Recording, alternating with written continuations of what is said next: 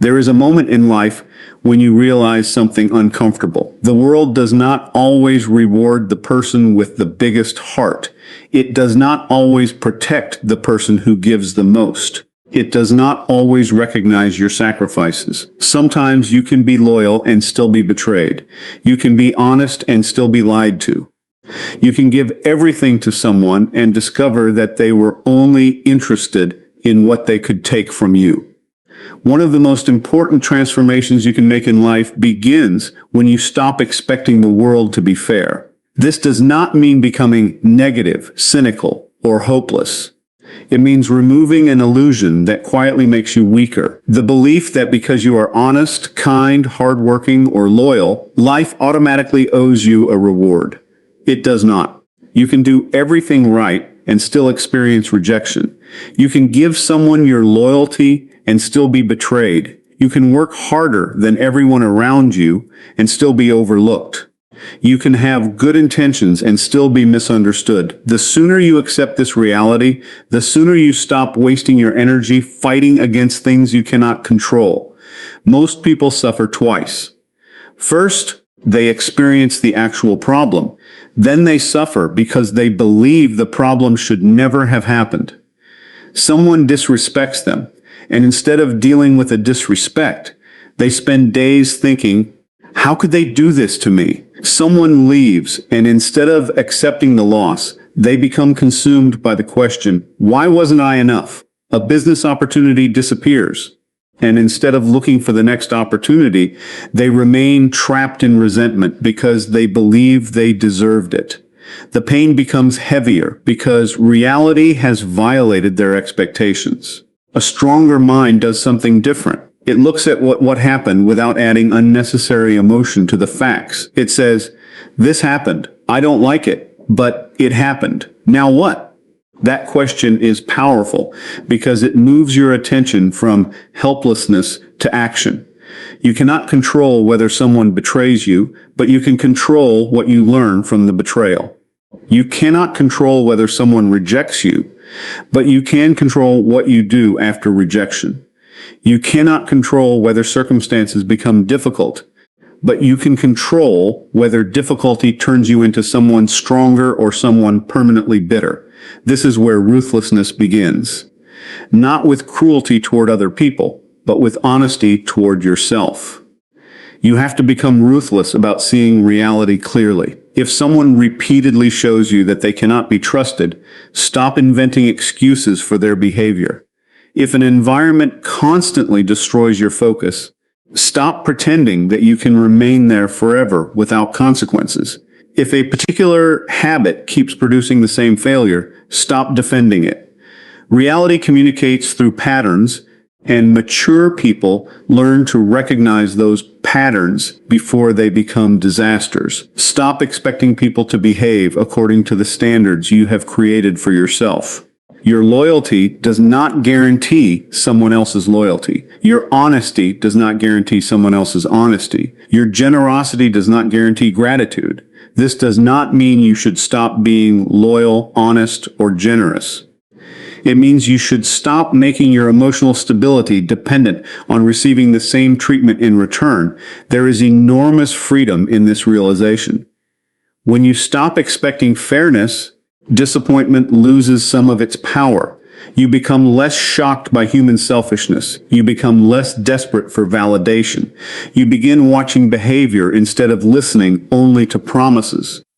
You become capable of adapting instead of constantly complaining about circumstances. Life will sometimes reward you, and sometimes it won't. People will sometimes appreciate you, and sometimes they won't. Doors will open, and others will close without explanation. Your responsibility is not to force reality to behave according to your preferences. Your responsibility is to remain capable when reality refuses to cooperate. That means developing the ability to absorb disappointment without allowing it to define you. A setback is an event, not an identity. Rejection is an experience, not a verdict on your worth. Failure is information, not a permanent sentence. Betrayal is something that happened to you, not something that has to determine how you treat everyone who comes after it. The person who expects the world to be fair is constantly asking, why did this happen to me? The person who understands reality asks, what can I do with what happened?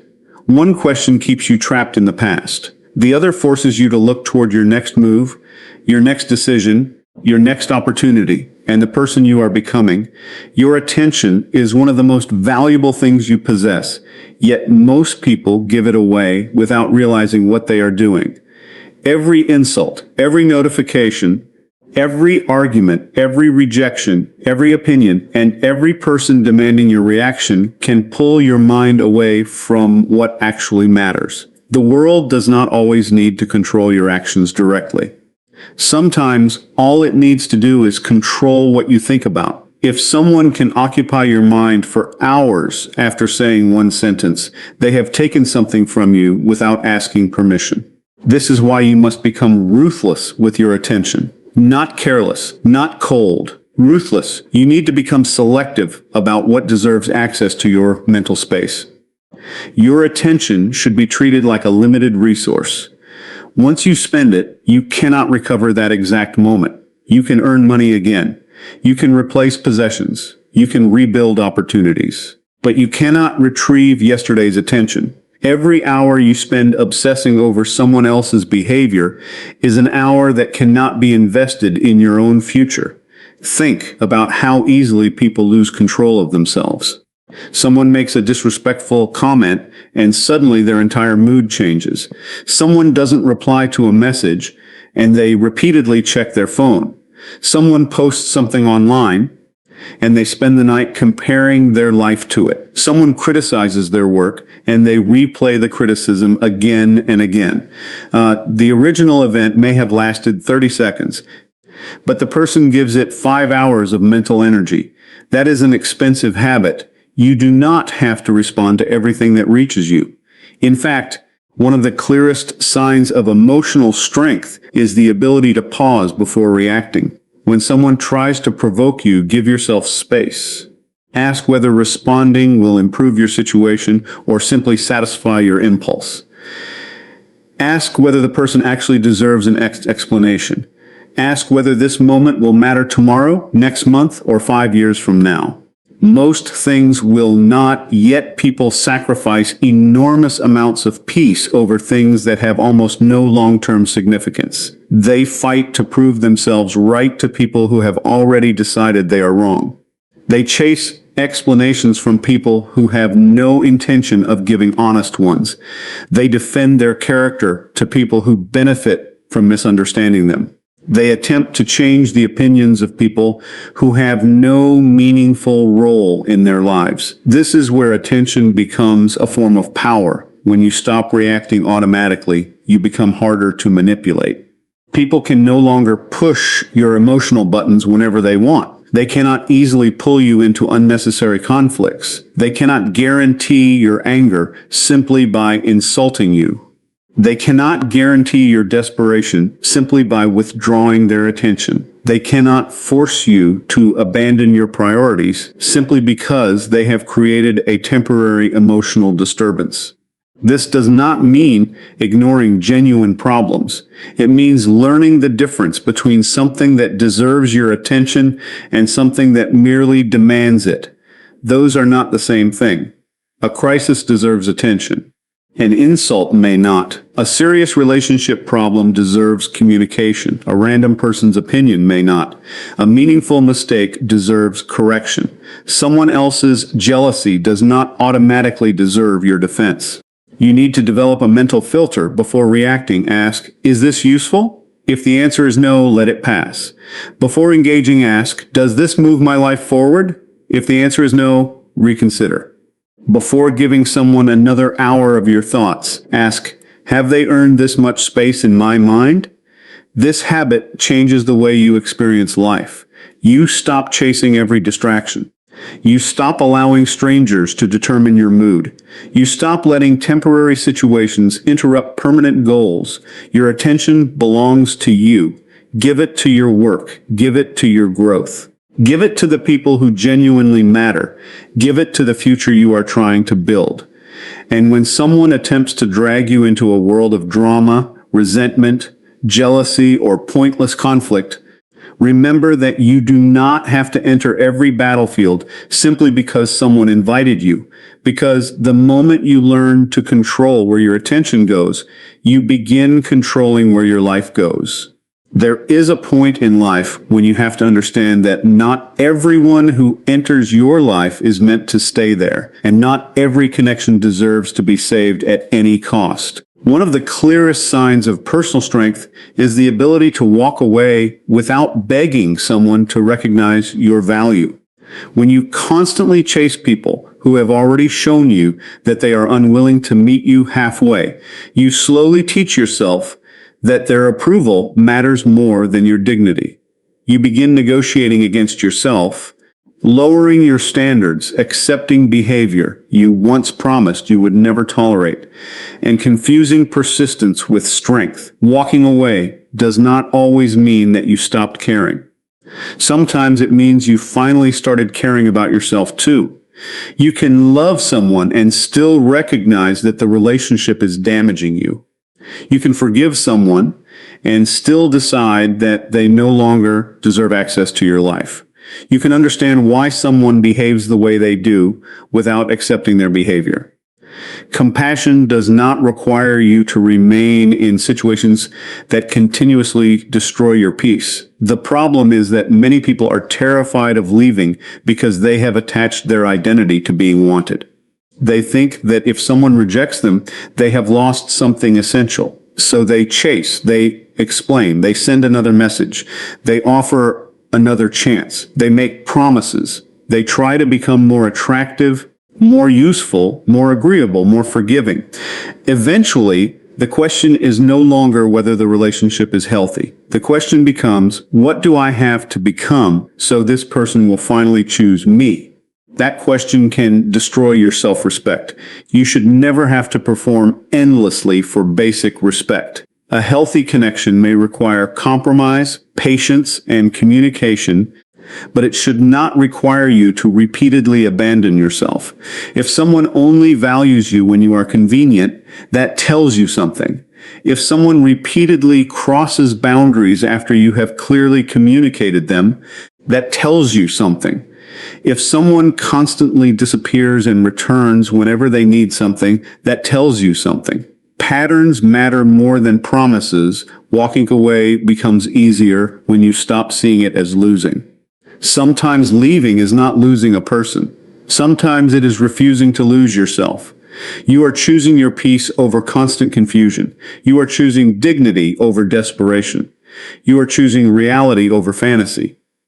This does not mean you should abandon people at the first sign of difficulty. Strength is not impulsive. Some relationships deserve patience. Some conflicts deserve honest conversation. Some misunderstandings can be repaired. The key is learning to recognize the difference between a temporary problem and a permanent pattern. A temporary problem can be discussed. A permanent pattern must eventually be accepted. And acceptance does not mean approval. It means recognizing that you cannot force another person to change. You cannot make someone respect you by explaining your worth more clearly. You cannot convince someone to appreciate what they have if they have already decided to take it for granted. You cannot create genuine loyalty through desperation. Sometimes your greatest statement is not another explanation. It is your absence. When you stop chasing, you create space for reality to reveal itself. If someone genuinely values your presence, they may recognize the distance and make an effort. If they do not, you receive an answer without having to beg for one. Either way, you gain information. Your silence can become a boundary. Your distance can become a decision. Your refusal to chase can become proof that your self-worth is no longer dependent on someone else's attention. There will be moments when walking away feels painful. You may miss the person. You may question your decision. You may remember the good moments and wonder whether you should return. That is normal. Missing someone does not mean you made the wrong decision. Loneliness does not automatically mean you should reopen a door that was closed for a reason. You must learn to tolerate the discomfort of leaving without immediately trying to eliminate it. Growth often feels uncomfortable because you are breaking an emotional pattern that once felt familiar. The goal is not to avoid pain completely. The goal is to stop allowing temporary pain to convince you to return to permanent disrespect, because sometimes the strongest move you can make is to leave quietly, accept the loss, protect your dignity, and refuse to beg for a place in a life where you should have been valued without having to beg. The need to be liked can become one of the quietest forms of control in your life. You may believe you are making your own decisions, but if every choice depends on how other people might react, then you are not completely free. You are constantly checking the room before you speak, measuring people's expressions, adjusting your opinions, and wondering whether someone will approve of what you do. Eventually, you stop asking yourself what you actually want and start asking what will make everyone else comfortable. That is a dangerous way to live. You cannot build a powerful identity while constantly changing yourself to fit the expectations of other people. The more desperately you seek approval, the more easily you can be controlled by it. A compliment can make you feel powerful, while a criticism can destroy your confidence. Someone's attention can make you feel valuable, while their silence can make you question yourself. Your emotional state becomes dependent on external reactions, and that means other people are indirectly holding the remote control to your mind. The solution is not to become arrogant or indifferent. It is to understand that approval is optional. Respect is valuable. Reputation matters. Relationships matter, but universal approval is impossible. No matter what you do, someone will misunderstand you. Someone will criticize you. Someone will dislike your choices. Someone will think you are too ambitious, too quiet, too confident, too distant, too intense, or not enough of something. If you spend your life trying to eliminate every negative opinion, you will spend your life changing yourself for people who were never going to be satisfied. Think about how often people betray their own boundaries because they fear disappointing someone. They say yes when they want to say no. They accept invitations they do not want. They tolerate disrespect because confronting it might create conflict. They remain in unhealthy relationships because leaving might make them look like the bad person. They hide their ambitions because they fear being judged. They refuse to speak honestly because they are afraid of rejection. Every time you repeatedly abandon your own standards just to keep someone comfortable, you teach yourself that their approval is more important than your integrity. That lesson becomes expensive. You need to become comfortable with disappointing people when necessary. Saying no does not make you cruel. Setting boundaries does not make you selfish. Protecting your time does not mean you hate people. Choosing your priorities does not mean you believe you are better than everyone else. It means you understand that your life belongs to you. There is also a difference between being respected and being liked. People may not always like your boundaries, but they can learn to respect them. They may not agree with your decisions, but they can recognize that you are consistent. You do not need to make everyone comfortable with your choices. You need to become comfortable standing behind them. This is where emotional independence begins. When criticism comes, listen without immediately surrendering. Ask yourself whether there is something useful in it. If there is, learn from it. If there isn't, release it. Not every criticism deserves a response, and not every opinion deserves a place in your identity. The same applies to praise. Enjoy it, but do not depend on it. Compliments can feel good, but they should not become the foundation of your self-worth. If you require constant validation, you will eventually start performing for applause rather than living according to your principles. Real confidence is quieter. It does not need to announce itself constantly. It does not need everyone to agree. It does not collapse when someone walks away. It does not become aggressive when challenged. It simply knows what it stands for. You will eventually discover that some people only liked the version of you that was easy to control. They liked you when you were always available. They liked you when you never disagreed. They liked you when you accepted everything without resistance. When you begin establishing boundaries, those people may accuse you of changing. You did change, but perhaps that change was necessary. Growth often looks selfish to people who benefited from your lack of boundaries. Your refusal to continue certain patterns may make them uncomfortable, but their discomfort is not automatically your responsibility. You do not need permission to become more disciplined. You do not need approval to protect your peace. You do not need everyone to understand your direction before you take the next step. Some people will only understand your decisions after they see the results, while others may never understand them at all. And you must learn to continue moving forward without waiting for their approval. There is a version of you that knows exactly what you should be doing, but keeps finding reasons to delay it. You know you should start. You know you should improve. You know you should stop wasting time. You know which habits are holding you back. Yet somehow there is always another explanation. You are too tired. The timing is wrong. You need more confidence. You need more money. You need more knowledge.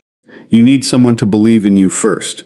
The problem is not always that these obstacles are completely false. The problem is that they can become comfortable explanations for staying exactly where you are. If you want to become stronger, you have to become ruthless with your excuses. This does not mean pretending that your problems do not exist. Real obstacles exist.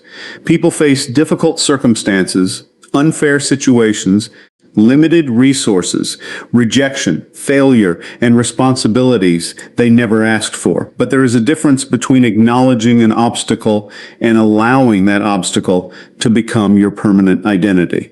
Your circumstances may explain why something is difficult, but they do not automatically decide what you do next. Excuses become dangerous when they protect you from the discomfort of action. You tell yourself that you will begin when you feel motivated, but motivation is unreliable. One day you feel inspired, and the next day you feel exhausted. If your progress depends entirely on your emotional state, your progress will always be inconsistent. Discipline begins when you learn to act even when your feelings are not cooperating. You do not need to feel fearless before you move. You need to move while fear is present. You do not need complete confidence before starting. Confidence often comes after repeated action. You do not need perfect conditions. You need a willingness to work with imperfect ones. The mind loves certainty because certainty feels safe. It tells you to wait until you know exactly what will happen. But life rarely provides that guarantee. You can plan carefully and still fail. You can prepare extensively and still be rejected. You can make the right decision and still experience an unexpected consequence. If you wait until there is no risk, you may spend your entire life waiting. Be ruthless about the stories you tell yourself. If you failed, admit that you failed. If you procrastinated, admit that you procrastinated. If you made a bad decision, admit that you made it. If you wasted time, admit that you wasted it. Not so you can attack yourself, but so you can finally change something. You cannot fix a problem you refuse to acknowledge. Many people protect their ego by creating explanations that make them feel better. They say the opportunity was unfair. The other person was jealous. The timing was terrible. Nobody supported them. They were misunderstood. Maybe some of those things are true. But if you constantly focus on external reasons, you can become powerless because your solution always depends on something outside your control. A stronger approach is to ask, what part of this is mine? Maybe you cannot control the rejection, but you can improve your preparation. Maybe you cannot control someone else's opinion, but you can improve your work. Maybe you cannot control the economy, but you can develop valuable skills. Maybe you cannot change your past, but you can change what you do today. That question brings your power back to you. You also need to become ruthless with the excuses that sound intelligent.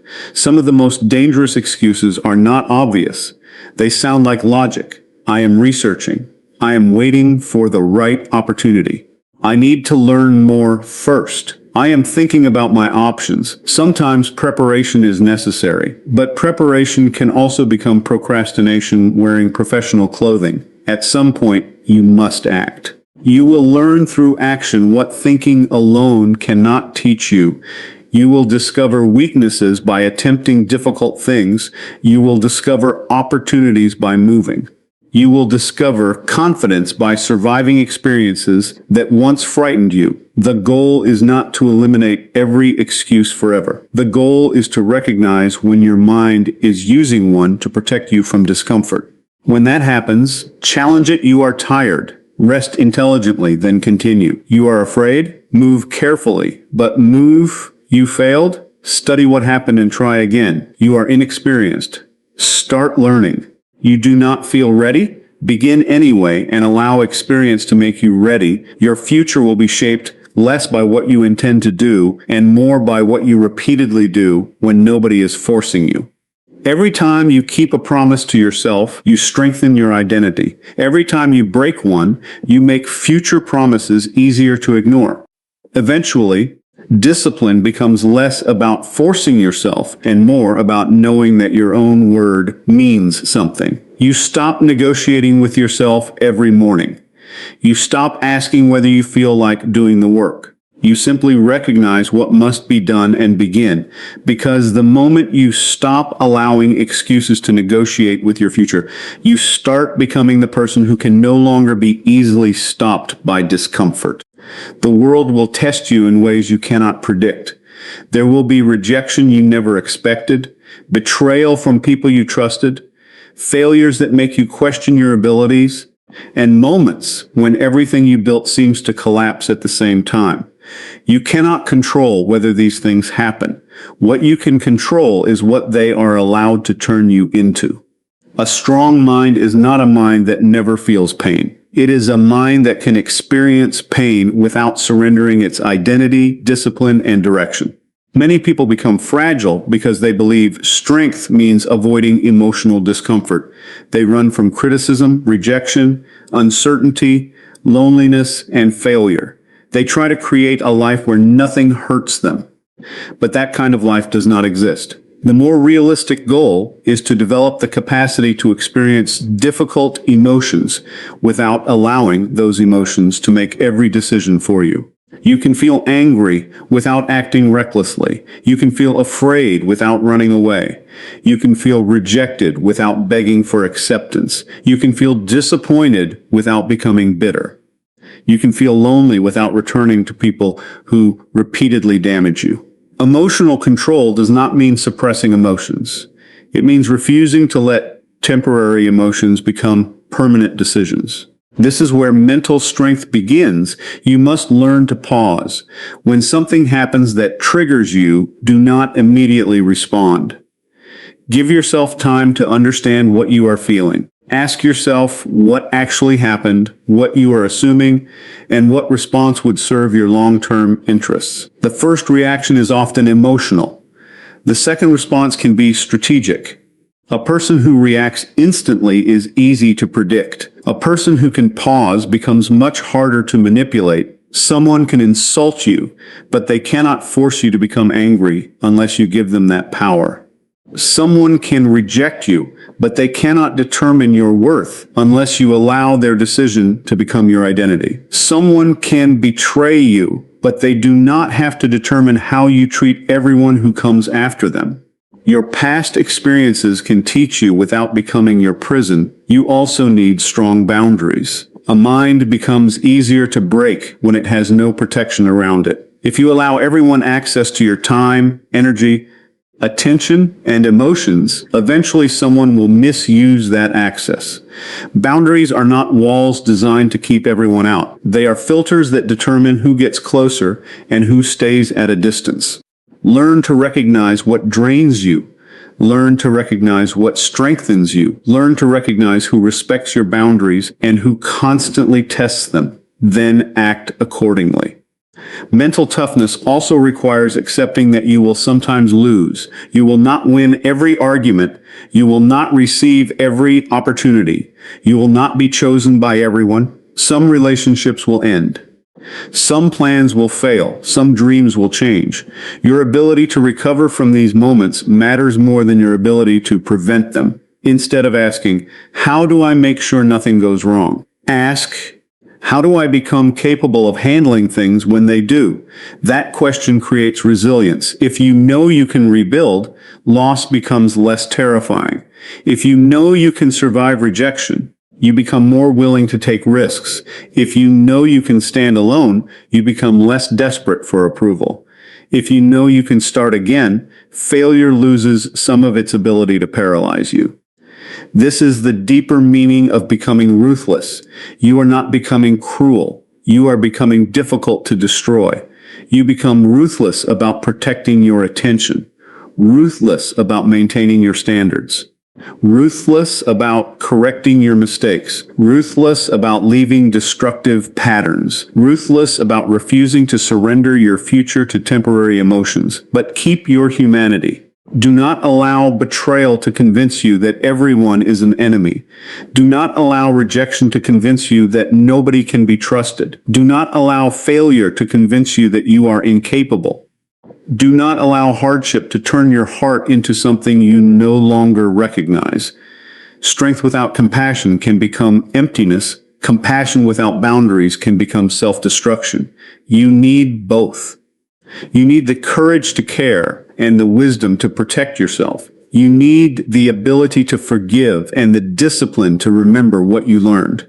You need the ability to love people without allowing them to control your identity.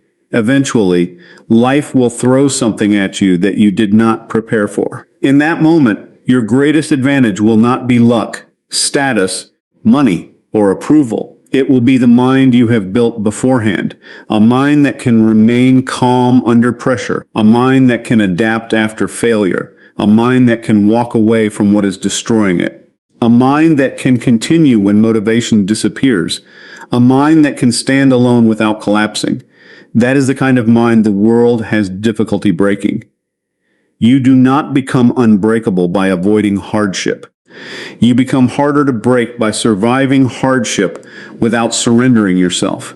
Every challenge can either become another wound you carry or another layer of strength you build. The choice is made in the moments when nobody is coming to save you and you decide to stand up anyway. So let life test you, let rejection teach you, let failure sharpen you, let disappointment mature you. Let pressure reveal you, but never let the world decide who you become. Become disciplined enough to control yourself, courageous enough to face reality, and ruthless enough to protect the life you are building.